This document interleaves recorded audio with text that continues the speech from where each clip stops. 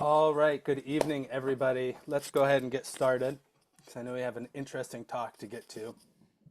So my name is Nathan Allison. I'm the current president of VAS. We want to welcome you to the Vermont Archaeological Society's continued virtual presentation series. So we're excited to be here and happy that you're joining us this evening.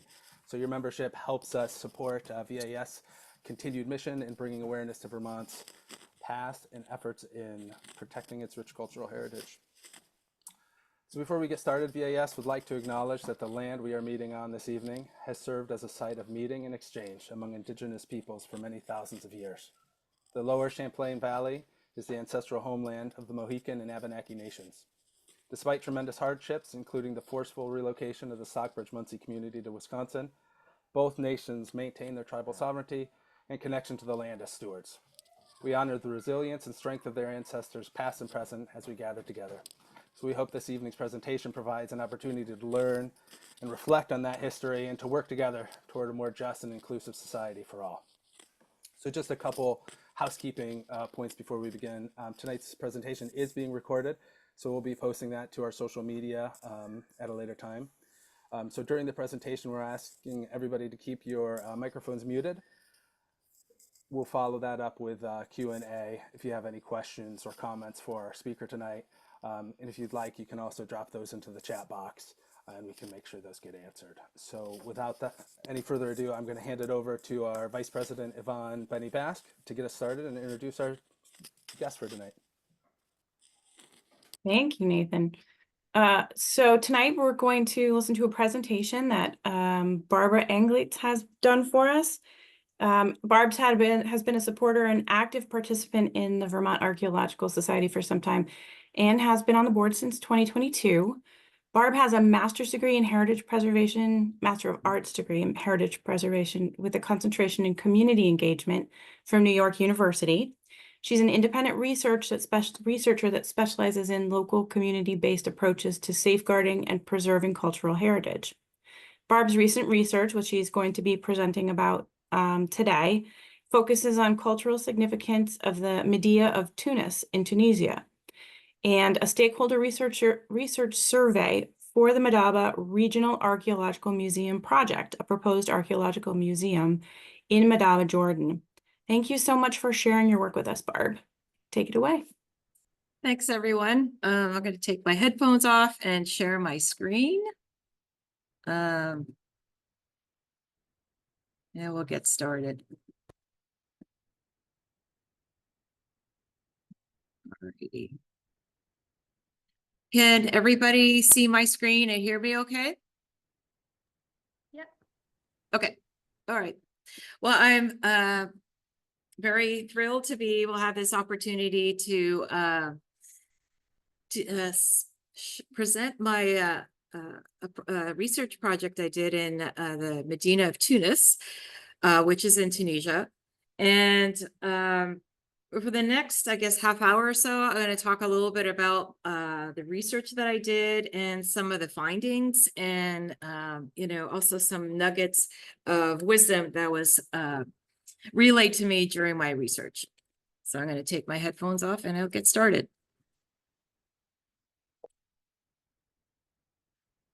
All right, a little bit of project background. So I'm an independent qualitative heritage field researcher centering around subjects and topics about heritage and heritage values.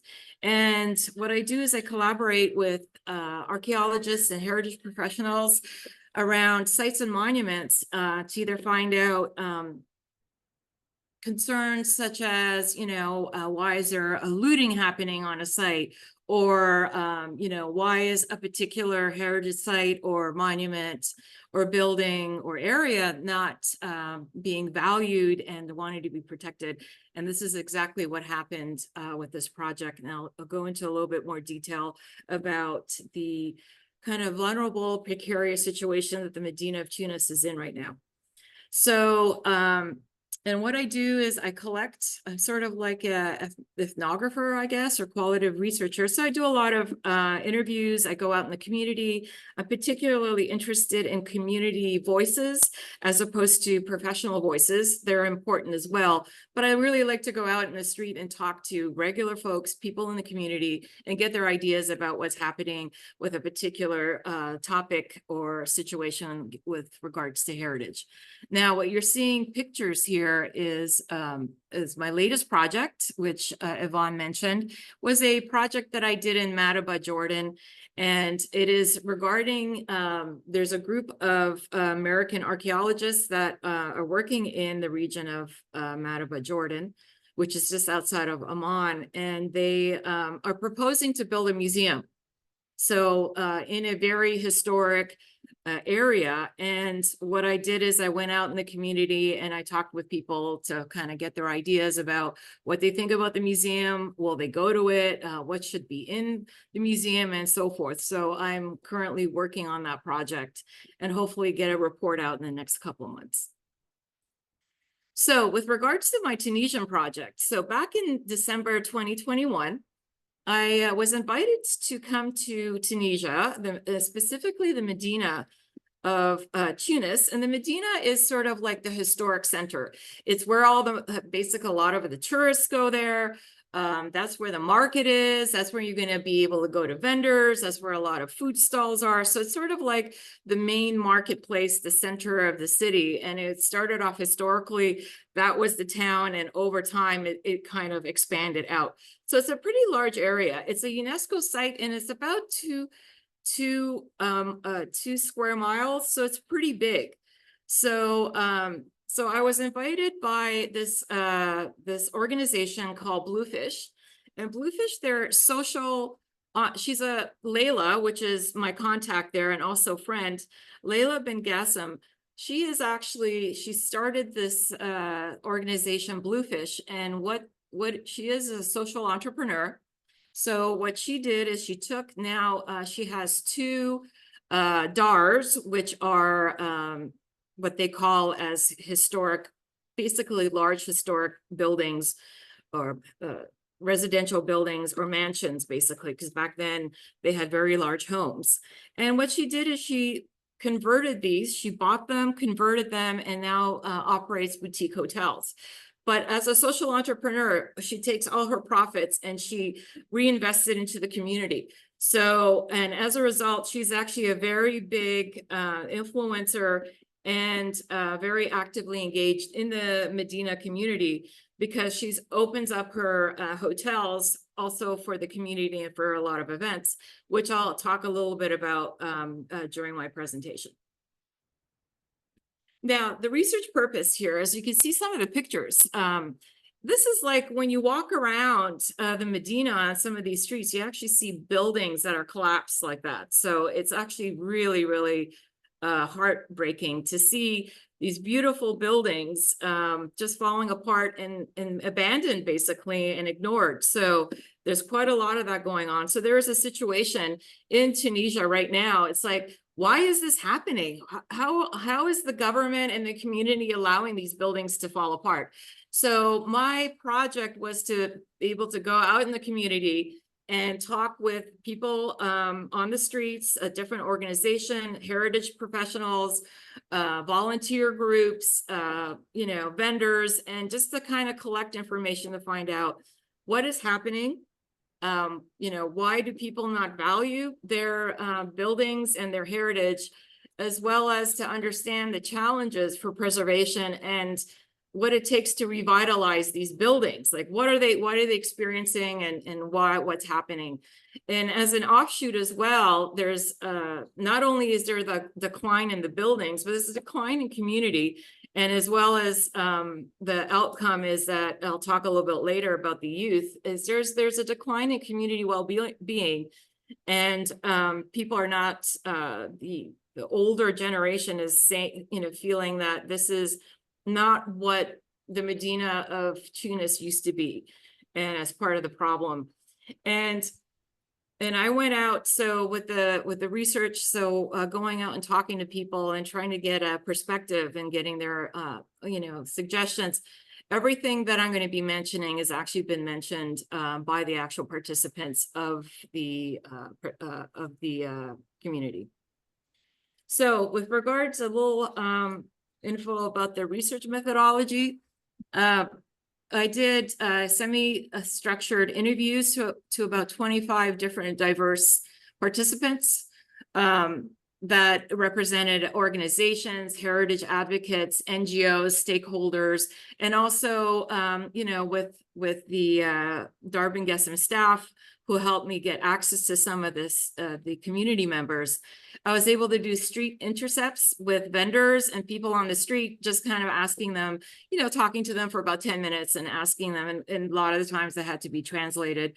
Although people in Tunisia speak French, I pretty much in kind of conversational French, but it was also good to be able to have a translator with me who introduced me, because who am I, just some stranger walking around the street. So anyways, it was great to be able to work with them. So in the end, after I did my analysis and transcription, I basically created a report of findings and recommendations. So this is a report. It's about a 25-page report, basically telling the story about what the problems are, what their recommendations are, so that people that are interested in doing any kind of initiatives or trying to improve their programs on heritage or revitalization projects can get a little bit of context and background in terms of understanding what people are saying, and kind of collaborate, putting this together into a report, so that sort of gives an idea of what's happening and what are some areas of improvement. So some of the research questions were like, what are your values and opinions and your awareness about preserving the Medina? What are the impacts for preserving or not preserving it? Like what are your do you have strong thoughts about that? Like if you don't preserve the Medina, what's going to be the outcome, and so forth? Asking what the residents, the community, this was mostly people that were from directly from the community or that lived and worked there. What are their concerns? What do they need? What are the factors that are preventing not only just the heritage values, but what is preventing like causing these buildings to collapse, and what can be done about that? And here we have is like, what are the 5 most urgent problems, and please recommend solutions. And that's basically how the report was divided up. Here are the problems and here are the recommendations. I'll talk a little bit about those as throughout this presentation. So the very first thing what struck me as very interesting is that I've talked to a lot of heritage advocates, and they basically said under no circumstances the Medina of Tunis must be protected. And they said that like many participants and Medina advocates provided constructive explanations that the Medina must be protected from further deterioration, because the Medina has a distinctive character and is a source of pride for many Tunisians, as well as that the Medina is essential for Tunisian cultural identity and history. And that's contrasted to what's happening is that the youth are embracing more European and American trends and modernization. So they don't really have an interest about their own culture and their own legacy. Therefore, they're starting to lose a connection with history. The other thing that was mentioned is that when historic buildings disappear, the architectural achievements and features are lost.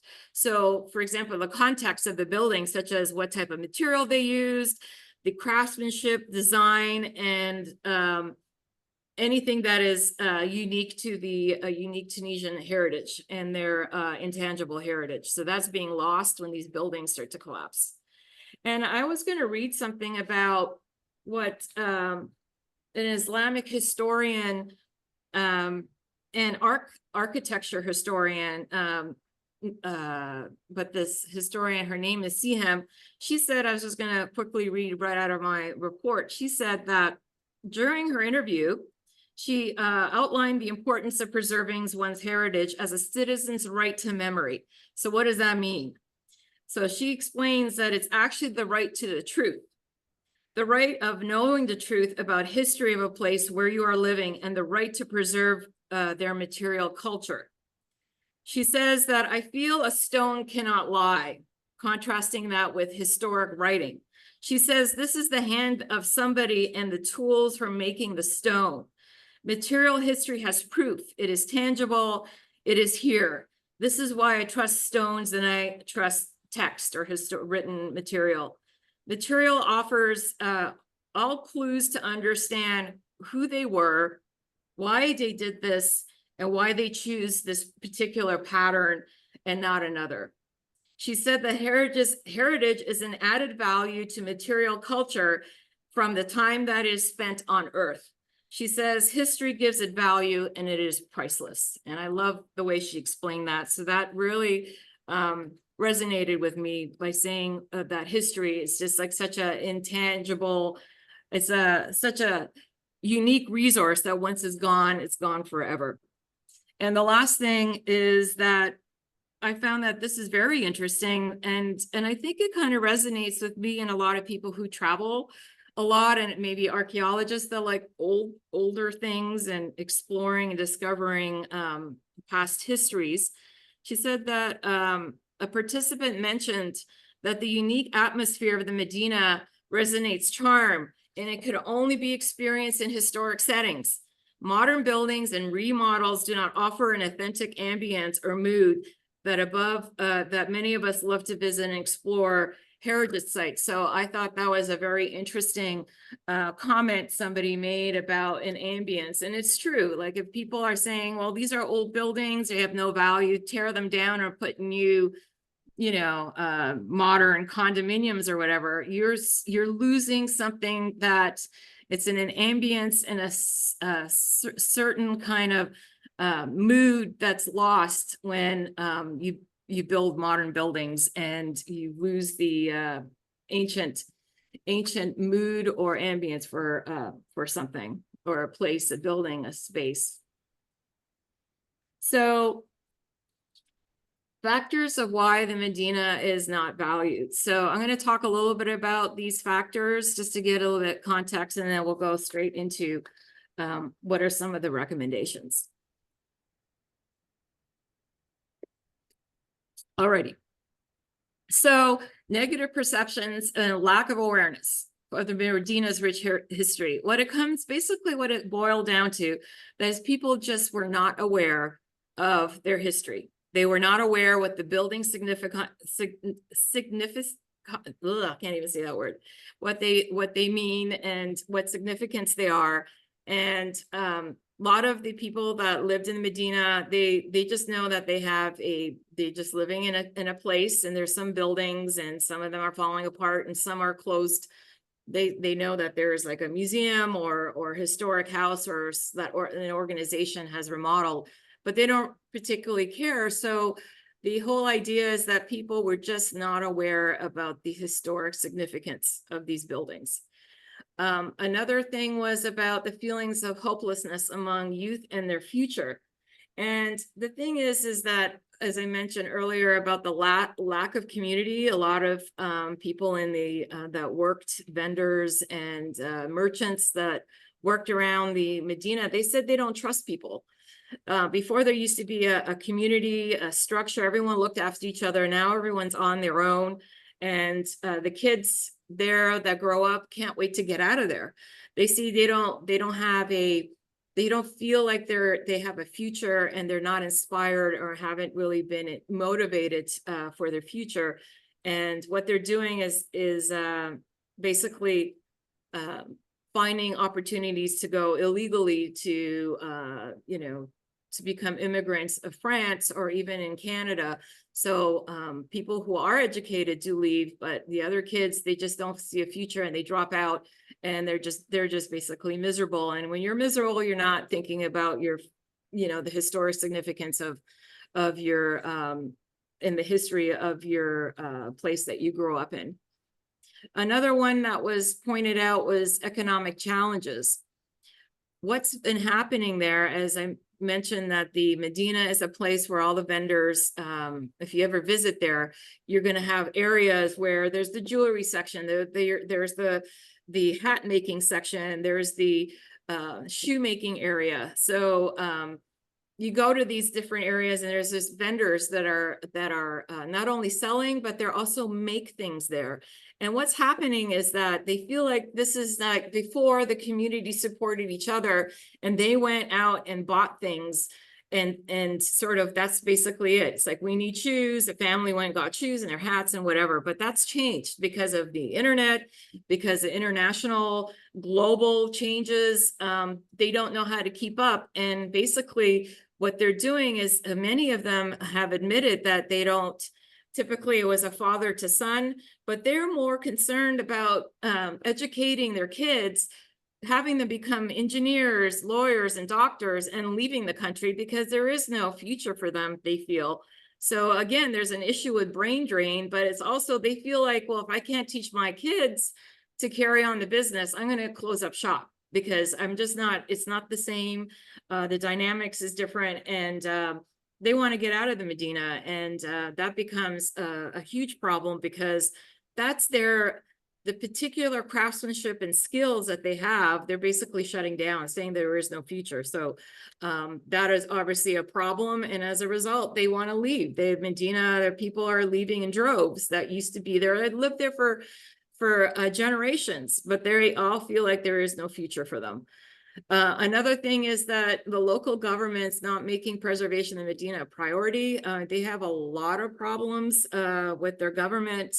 It's kind of has an old bureaucratic kind of top-down approach, and a lot of people are complaining they don't have street cleaning, proper lighting, and all kinds of municipal services. And there's a lot of opportunity for these governments to get more involved and not only just provide simple services to the residents that live there, but also really not making much effort. They have organizations to preserve, and they do, since it's a UNESCO site, they can't really tear down buildings. Nobody actually goes in with a bulldozer and tears down buildings, but instead, if somebody wants to build a homeowner or wants to tear down a couple of buildings to build a building, they just have to let it collapse. And that's why you see a lot of these rundown buildings and pieces of construction on the streets. When you're walking by, you're going, oh my gosh, this is terrible. But that's part of the reason the government is not engaged. And also there's complex inherited structures. I was not aware of this when I was talking to people, and Layla, basically, since she bought the 2 Dars, it took her 7 years to get the first one before she could open it. The first 3 years, given that this complex inheritance structure is that this happens, is pretty common in a lot of Muslim countries, is that when you try to sell a building, every single aunt, uncle, cousin, third cousin, whatever, has a stake in this building. So if you want to buy a building or if you want to sell it, everybody, and there could be 300, 200 people, each and every single person has to be on board and has to negotiate their cut in, first of all, agree to the sale, but also the funding they're going to get. So if you get 1 or 2 people that are going to contest it, then that's just going to create delays. And a lot of the times people just give up. They're just like, we can't carry on because of this inheritance structure. So that causes a lot of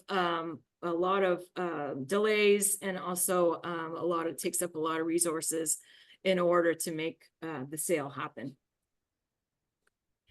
However, on the other hand, the participants said that once people understand the intrinsic value and significance of the Medina, they become very passionate about preserving it. And I was given many examples of this situation, that once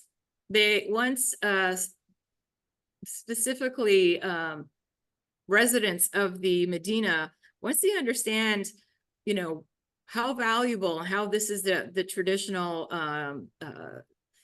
this is their heritage as well as their legacy, they start to realize that once all these buildings collapse or get modernized, you know, they are losing their tradition and their heritage. So they also pointed out that awareness creates a stronger emotional attachment and becomes a responsibility to preserve this historic center. And that passionate Tunisians, that once they kind of see the light and they see how valuable this resource is, this Medina and the buildings, they want to become community ambassadors, and they want to eradicate negative perceptions. An example I'm using here is the transformation of Dali's attitude by working at Dar bin Ghasem. So he told me Dali is a staff member of one of the hotels, and also was my companion to go out into the street to introduce. He pretty much knows everybody in the Medina. He grew up there, and he relayed this story about that. Yeah, I live in the Medina. He lives around the corner from the Dar that Layla is turned into a very historic, like a very beautiful, with all the you know, traditional craftsmanship, how it was originally envisioned. So she basically restored it. So he said that, you know, I know I lived here. I know that there's some, you know, some buildings are collapsing, some are, you know, there are some interesting buildings. But he said that once he started working at Dar bin Ghasem, and she opened up her hotel to the community. And it's not only for guests to go there, but she uses her space to have workshops, trainings, networkings, all kinds of different events. And when he started working there, he was curious to find out, like, what are all these people doing, and why are some people so passionate about heritage? Because she's all about preserving other buildings and the Medina community in general. And he was curious about all these events, and he was obviously helping out, and he was listening, and he was curious. He wanted to know more. And he said one day there was a guest that approached him and started asking him all these questions about the Medina, and he couldn't answer them. He says, "That's really interesting. Why are you, a foreigner, so interested in my town?" And basically started talking with this guest, and the guest actually took him on a tour of the Medina. It's like, oh my God, look at this building. This, you know, significant event happened here. This happened here, and you know, this happened here 500 years ago. And then there was this trading going on with the Andalusians and the Ottomans and all this stuff. And he was blown away. And he says, "Why don't I know that? Why does an outsider know more than I do about my own town?" So he started to do research, and he was so amazed about what he learned about his own culture, which is not being taught to him. The schools are not teaching him. His family and his friends and neighbors are not teaching him. It took an outsider like Layla to open up these boutique hotels and have these events for him to kind of see the light. And then he became extremely passionate. And he says, "Oh my gosh, this is my heritage. I have to protect it." So, recommendations. There are a lot of recommendations that were given to me in my course of my research, but I'll kind of talk about these 4 recommendations that kind of stood out for me, and I'll talk a little bit about each one of them. Is about raising awareness, supporting grassroots heritage organizations that are operating in the Medina, and also facilitate positive impacts by community outreach and economic opportunities, and of course, research and development. Sorry, research and document. Sorry. So, raising awareness. So it was, participants have mentioned that in order to make the Medina more welcoming place, as I've neglected to mention about how there's negative perceptions, the Medina is, to a lot of outsiders, not to the people living there, but it's a lot of outsiders that live outside of the Medina into like the suburbs are afraid to go into the Medina. So they think that it's their parents discourage kids from going there. They said it's dirty, you're going to get lost, you're going to get kidnapped and killed and all this different things. So that basically perpetuates itself. And they all said, like, especially when I was talking to younger folks, they said, because of different events that are happening there, that was not the case. This was sort of a parent's concern that, you know, don't go to there because you'll get lost. The streets are all, you know, you'll get lost because of all these winding, dark alley streets. And so they're discouraged. But once that turned around, when they realized that that's not the case. And how did they do that? So a lot of these organizations, well, I'll talk about in the next slide, what they've done is they've used social media. I mean, there's a group of very enthusiastic organizations and volunteers that want to promote the Medina and see the potential for it. And when there's awareness, there's more people coming together, and together as a collective group, they will try to protect and also encourage investment, and also get the governments to step in to save some of these buildings. So social media was a big tool and driver. So you take a lot of pictures. So hopefully you've seen the slides that there, although there are some dilapidated and buildings, but there's also the people who took the time and organizations that took the time to renovate them. It's absolutely gorgeous. It's like the most beautiful thing that I have seen. So they're using the power of social media, Instagram, Facebook, X, in order to get the pictures out, and also to set up groups, advocacy groups, that someone would say, hey, this building is going to be threatened to be demolished. Let's get together and advocate to try to stop it, or try to protest or demonstrate or do whatever.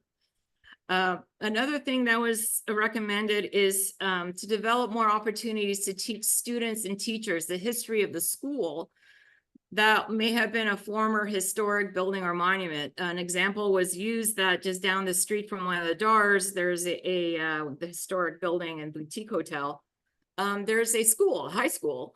And I was told that that high school used to be a palace from royalty. And the people and the students didn't know that, and the school administration people didn't know that. So they're thinking that it's really important to do a campaign to make people aware in these public buildings what the significance was, that and what happened, and who were the developers, who built this, and why, what happened in these buildings. So it makes it more interesting. It tells a story, and people like stories.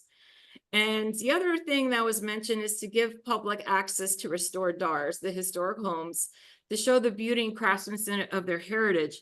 So what Layla was doing proved to be extremely powerful and very, very productive, where when she opened up her hotels, she encouraged the community to come in, whether it's to look around, her door is always open, and to attend a free event or some kind of workshop. People go in there and they're just blown away at the beauty of the place. And they say, this is what's happening behind these walls.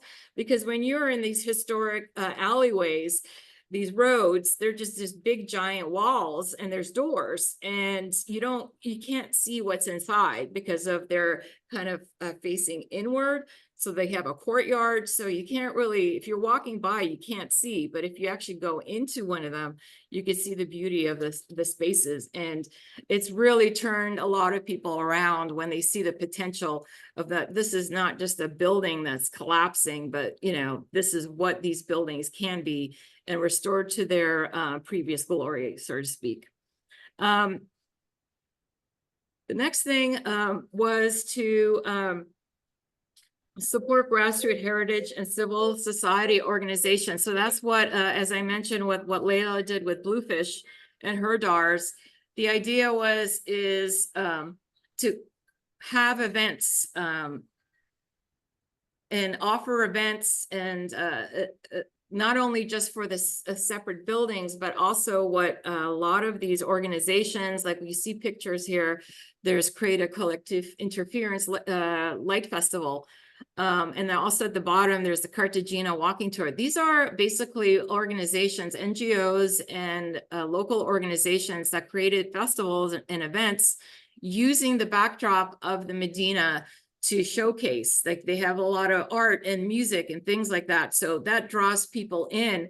And you can see from the image here is that they did a whole projection along one of these historic buildings. So they recommended that there's, you have so many of these old buildings that are not being used, or, not being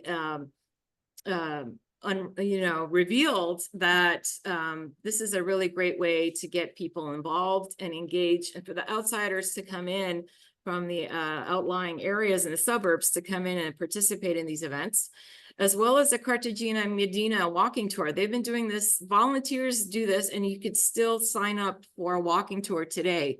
It's free, it's extremely popular, and I've met and became friends with some of the people from this organization because they come to the US and give talks about the work that they've been doing and how successful they've been in preserving heritage. So what they did is that they made they had relationships with the local vendors, and then they also can offer you behind the scenes tours of not only of just significant buildings and their history, but also talk to people that make things, and they can show you how they do that because they have that relationship. Otherwise they wouldn't have that trust factor, and they wouldn't know who they are. So it took them a while to make that relationship with the vendors. Other recommendations were support positive social impacts. So this is where Layla comes in, and here are some images of like a person who does illustrations and works with material and has meetings. So what they recommended is that to create capacity building and encourage these artisans to continue their trade through training and workshops. So basically it's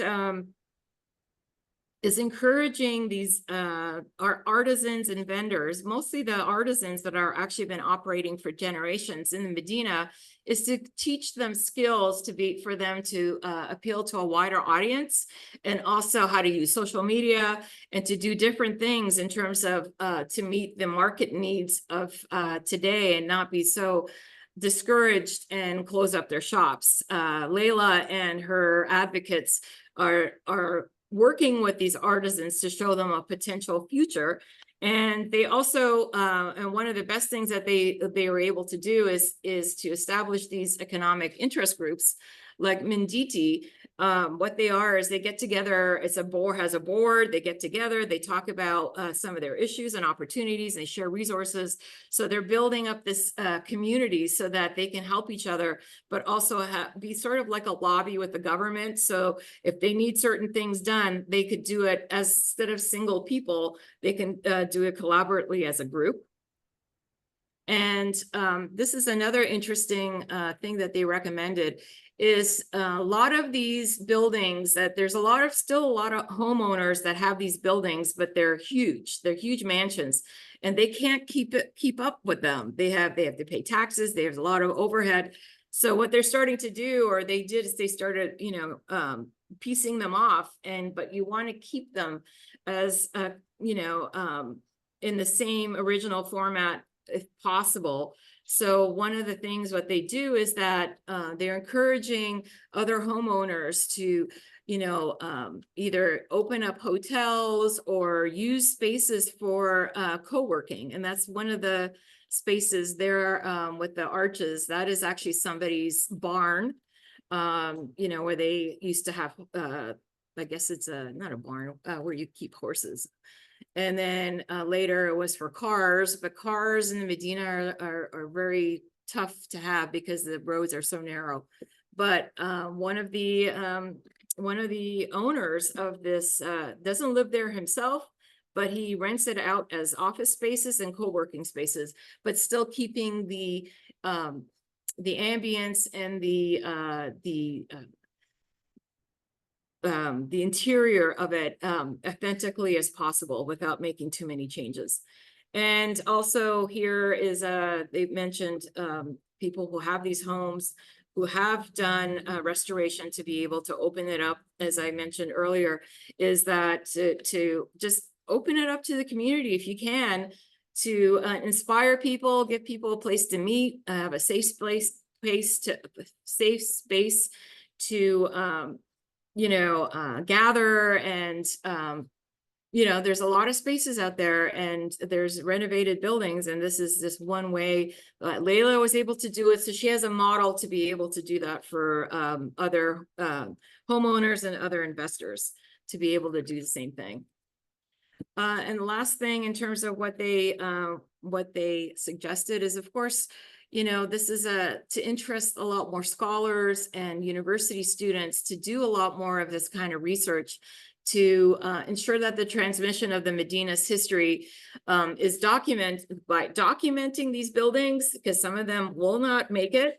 Some of them, they have to tear down some of these buildings for expanding to more modern buildings, but it's important to document it somewhere and to share it with the public, and digitizing a lot of these buildings, and also to capture oral histories. Like this man that was a street intercept, he's I guess in his 90s, and he has a lot of interesting stories to tell what it used to be like in the past. And so it's important to do these oral histories. And lastly, it's about, although it's not very practical because there's a lot of buildings and this is more of a government responsibility, but it was suggested that, go out there, knock on people's doors that have these homes, and just document these buildings and take a look at, what changes they've made, what are the original features. And basically, once they have this kind of data, they could come up with programs to help these homeowners find funding to restore their buildings. Otherwise, they're just going to collapse, and over time, you have the same problem. You're kind of losing the original authenticity of the structure. Now, I don't know if we have time here, but I'm going to skip through this participant feedback. I'll get back to it if we have a few minutes, but I'm just going to conclude that basically this wraps up my part of the presentation. And basically just kind of summarizing about how, groups, organizations, grassroots initiatives, these NGOs, advocates and passionate volunteers and people, basically what they can do to help preserve and make the Medina of Tunis sustainable for the long term, is to repurpose and restore historic buildings by utilizing traditional artisans and grandmasters, helping them to thrive in the Medina. So not only is it to teach them, giving tools to be able to be competitive in the Medina and to stay in the Medina, but also if there is an interest to revitalize these buildings, these artisans who have these skills, like for example, there's a picture here of a wall that's in one of Layla's buildings. It took months of that's actually all handcrafted plaster. And it's absolutely amazing when you see it. It's huge. It's in her dining room. And that's where these artisans, and that is a particular skill that these artisans and grandmasters have. And if they close up shop in the Medina, then basically that all that tangible, intangible heritage and skills leave with them. And they're not transmitted to a younger generation to continue the work. Another suggestion is they encourage the public to reclaim public spaces and buildings through art installations, festivals, and events, like these NGOs and these young kids who put together these organizations, and to continually have events and awareness in the Medina, and to bring a lot of everybody together, not only just like the investors, stakeholders, but all the residents and partners together to work collectively to take the responsibility to protect the Medina. Basically, with my conclusion saying that the community participation and social responsibility is vital for the preservation of cultural heritage and strengthens identity and civic pride. And that, of course, the cooperation with, if the community gets together and it starts to grow stronger with their initiatives to preserve the Medina, that will get the government's attention, and that they will, as you know, people that vote in municipal people in Tunis will take note that there's a large group that is really pushing for preservation. And the final thing is that ultimately that grassroots initiatives is key to play an important role in bring awareness and resilience and positive impacts to the community. So that essentially wraps up my presentation. I could, it's up to you, Nathan, if you want me to read, if I have time to read about some of the nuggets of wisdom. But I did want to point out one thing. So what's next? I don't know if there's a lot of Star Wars fans. Well, the next project is, I don't know if people were aware that a lot of Star Wars, especially the first couple of movies, were filmed in Tunisia, in southern Tunisia. And this is where George Lucas has been focused a lot of his movies and sets there. And what you're seeing here is another potential project through a series of connections that I might be able to have a project maybe next year if I could find funding for this. But this is the cantina, the Mos Eisley Cantina is Star Wars New Hope. This is a screenshot of the movie. That's what this building below. We were in Tunis back in March. We actually did one of the Star Wars tours, and this is an old bakery that's basically falling apart. If you could see inside, it's not doing too well. And one of the tour guides there, the tour person wants to purchase the property, but I offered to document it. So at least that if it doesn't last, this is like, you know, I think for Americans, this is a very significant property. So I would be super thrilled to be able to be part of this project and to bring that kind of awareness, you know, with the Medina of Tunis and also there's a lot of properties in Tatooine, and actually the place that actually exists. I was there, it was amazing. So there's Tunis, and Tunisia has a lot to offer. And I do highly recommend if you get a chance to go visit there. But I don't know how we are for time. I'm going to put my headphones on again. And I think, Nathan, sorry, do you want me to play the video? Yeah, I'd love to see the video if you have time to share it, and then we'll just have probably a few more minutes for questions. Okay, do you want me to play it or not? Yeah, go ahead and play it.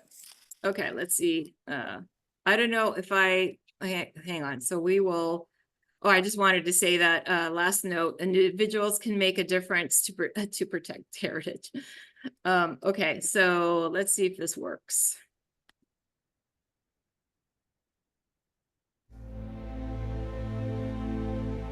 Can you hear it? Okay, so this is on top of the research. I thought it was really important because there's so many there's a story, and I did this little 5-minute story about my research, so kind of get an idea how everything comes together. All right, here goes. The wall will fall down any day now, explained Adel Laqua, as he pointed to a crumbling, unstable wall he shares with an abandoned home, currently occupied by an illegal tenant. Looking up, I suddenly felt unsafe and I wanted to leave. But I pressed on, continuing to ask questions about the circumstances of his home and all his futile attempts and pleas with the local authorities to demolish or at least reinforce the decrepit building next door. The walls looked like it was about to collapse onto his property and endanger the pedestrians below. I met Layla in 2014 when I first visited Tunisia as a tourist. I stayed in a historically restored boutique hotel, Darben Gassam. We kept in touch, and she invited me to return to partner with her team Bluefish on a research project to assess the local community's heritage values and awareness for preserving the Medina of Tunis. The Medina is an iconic ancient walled city and registered UNESCO Heritage Site. I returned in 2021 to conduct interviews with local residents and stakeholders to compile a report of recommendations from the community to preserve and protect the Medina. Returning to Tunis, I set out to revisit the Medina with Mohammed, a very knowledgeable young local guide that worked at Layla's Hotel. We walked through the cramped labyrinth of narrow cobblestone alleyways. I was still captivated by the traditional craftsman workshops, the ancient 13th century souks, and intricately carved mosques and palaces. However, I do not recall seeing so much litter scattered everywhere on my first trip and yielding to honking cars, which in the past was a pedestrian zone. Mohammed explained that after the 2011 Arab Spring Revolution, the new government has not made restoring and revitalizing the Medina a priority, and COVID diminished the tourist industry. I was saddened by the state of the buildings and their rapid deterioration. Many were beyond repair and needed to be demolished. I thought about all these beautiful historic buildings that have stories to tell about the lives that built them and lived in them. The unique memories of civilization and eras concealed in the rich architecture that is slowly disappearing for future generations, losing forever what defines their past and their cultural identity. The tour through the Medina re-energized my commitment to understand the factors contributing to the Medina's neglect, but also hearing the inspiring stories from passionate heritage advocates and their successful community-led heritage preservation efforts. I got a better appreciation for Layla's team at Bluefish for supporting and cultivating grassroots heritage organizations. Bluefish and boutique hotel Darben Gassam are committed to restore the Medina of Tunis with urban revival initiatives and promote the Medina's rich heritage. The findings of my research provided valuable insights to the challenges to preserve the Medina and uncovered practical recommendations that not only protect the historic buildings and the Tunisian cultural heritage, but strengthen a sense of identity and civic pride. The report confirms that grassroots activities and interventions have proven successful and are making positive impacts on the Medina community. For now, the local government can't offer support, but these energetic, civil-minded young Tunisians are making it happen. I see the future of the historic Tunis Medina is in good hands.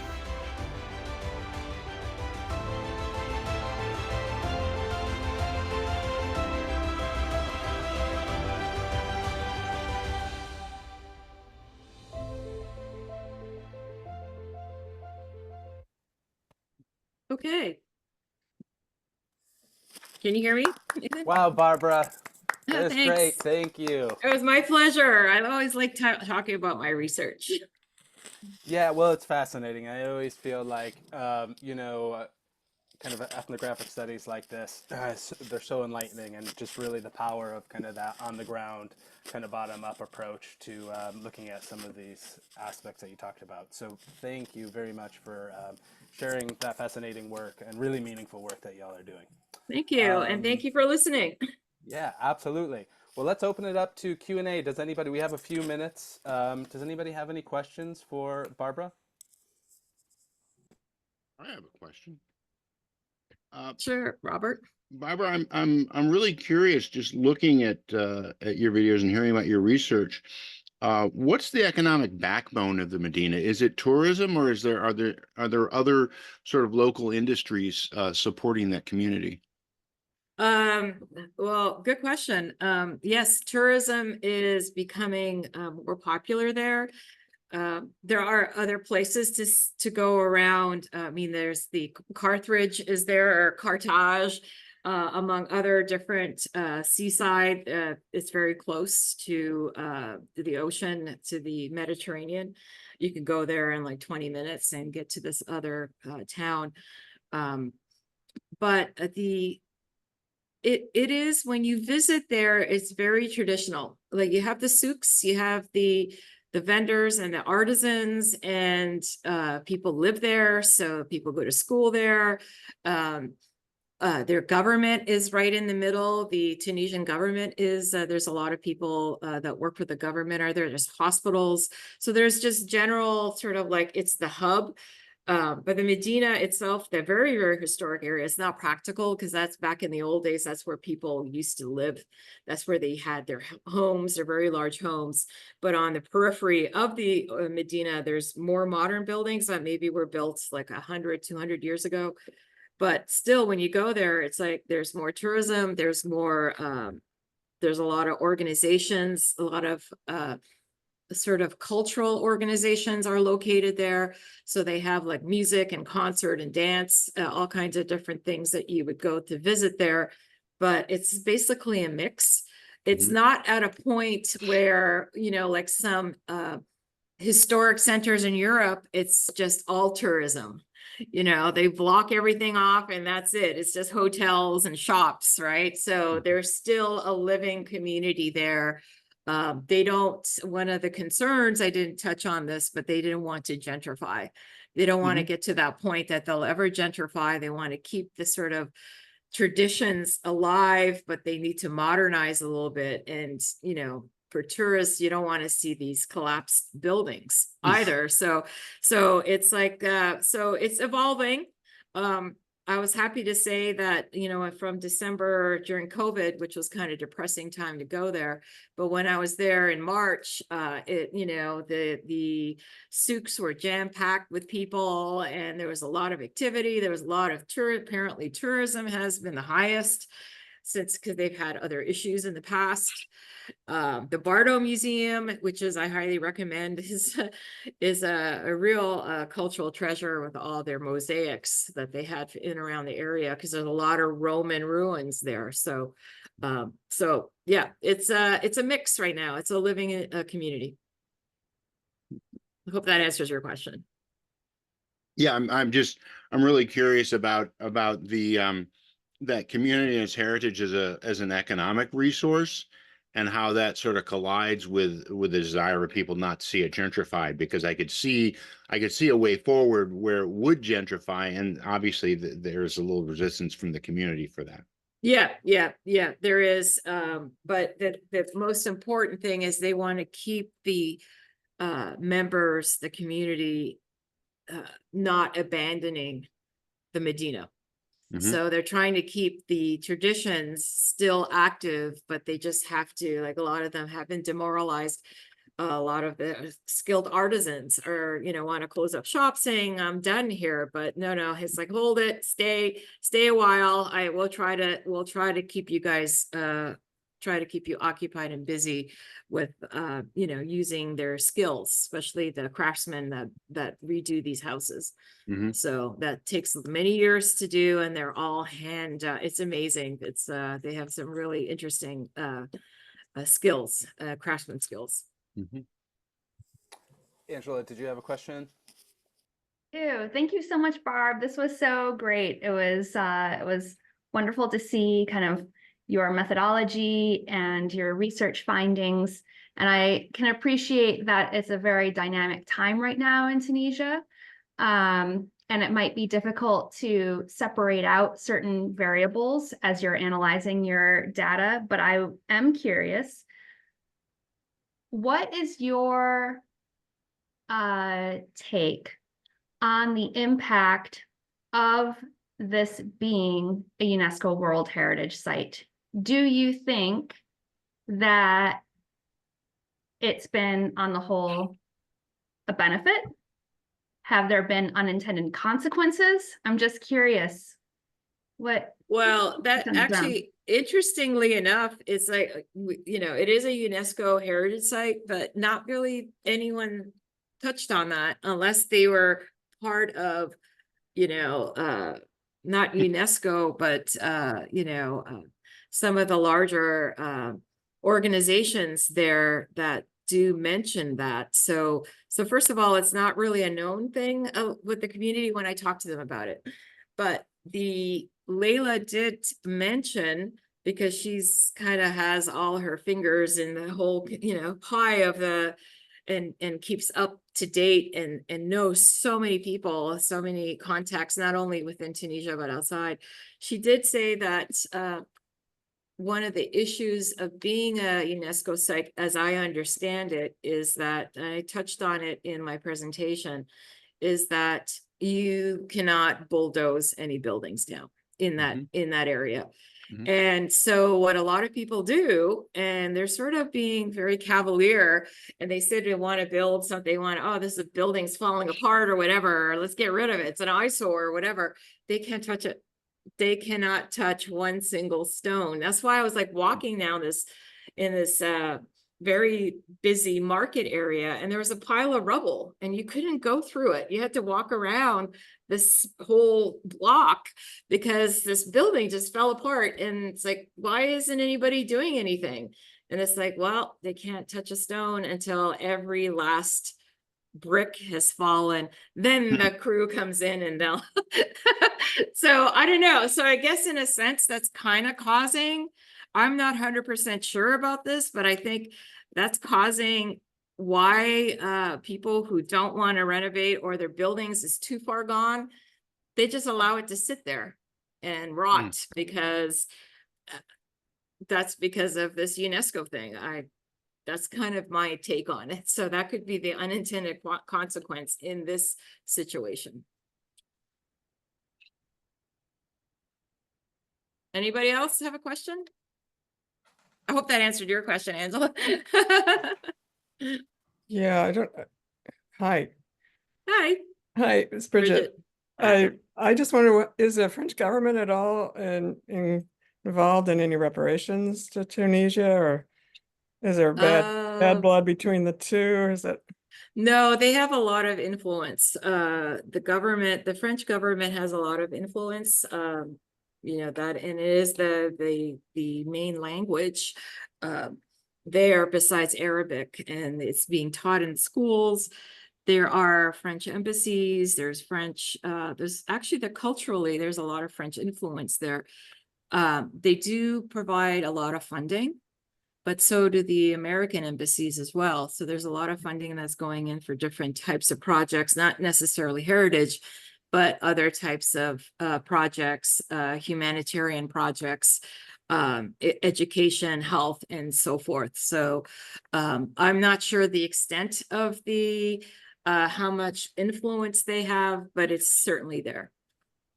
Okay, thanks. Well, there was in the past, but there's probably less so now. But I did want to point out something very interesting, and that became very apparent when I came on my second trip, when I was talking to the young folks that still work at the hotels, and they basically said, oh, we don't care for French, we'd rather speak English.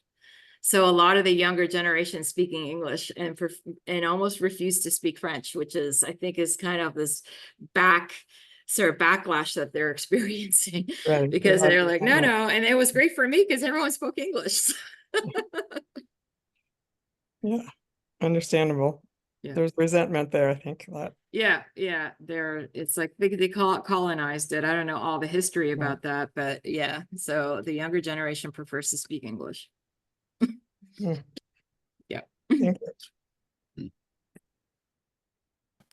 Great. Are there any further questions for Barbara this evening?